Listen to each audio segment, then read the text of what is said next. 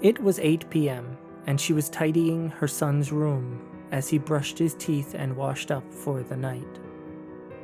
She put his toys back in their chest as he raced in and jumped under the covers. "All done?" she asked, smiling. "Yeah," he said, tiredly, crawling into bed. She walked over and tucked the covers into every corner. "It's too tight, Mom," he said. "It'll help you get to sleep quicker. Trust me, I'm going to do the exact same for your sisters." And the two of them fight and wiggle like crazy. She smiled and kissed his forehead.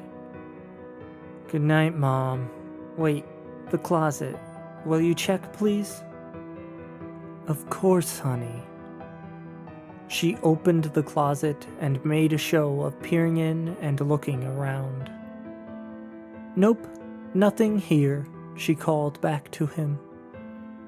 He smiled, trusting his mother, and closed his eyes. Before she closed the closet door, she whispered into it, her voice a shaking tremor. "He can't move. Take him and leave the other two, like we agreed, please."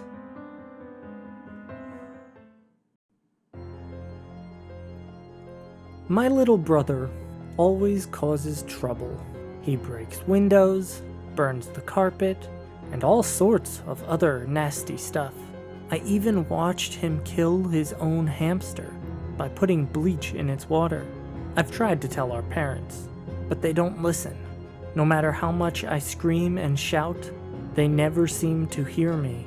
They are too busy looking for my body. I wish they'd look under his bed.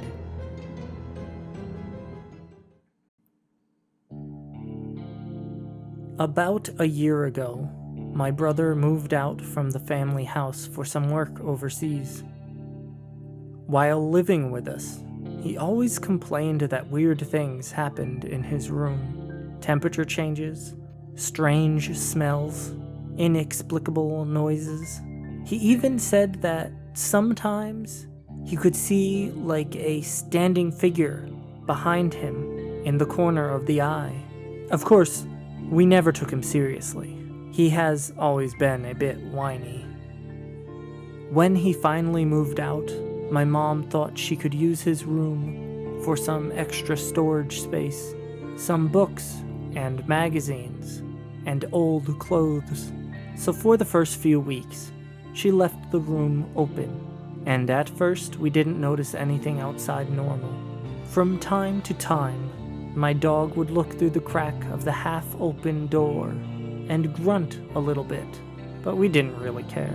One day he was looking again when he suddenly ran terrified to the other side of the house and hasn't come close to my brother's room ever since. Occasionally, when I passed in front of the room, I would catch a glimpse of a standing figure in the middle of the room, which of course was never there when you looked again. I'll laugh about it and think to myself how silly I was, but the fact that these strange feelings were becoming more and more common was starting to cast a shadow of doubt in my mind. A couple of weeks later, I was coming back to my room from the kitchen when I saw my mother walking out backwards from my brother's room with a very confused look on her face. I asked her what was wrong, and she said she wasn't sure, but felt like she should close that door. After closing that door, the weird events inside the room were becoming more evident and more common. At first, it was only noises coming from inside, like a scratch or some random knocks and hums. Then weird smells, louder noises, and finally beams of light that came out from under the door.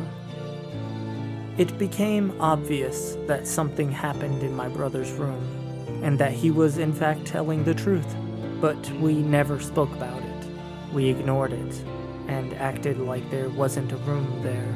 After a while, we were so used to it that we totally forgot about the room. My brother came back home yesterday, for the first time since he left. He was tired, After a long flight, we had dinner, and he excused himself and went to his room to sleep. It has been 22 hours since he went to sleep, and from his room comes a strange, rotten smell. We are never, ever opening that door again.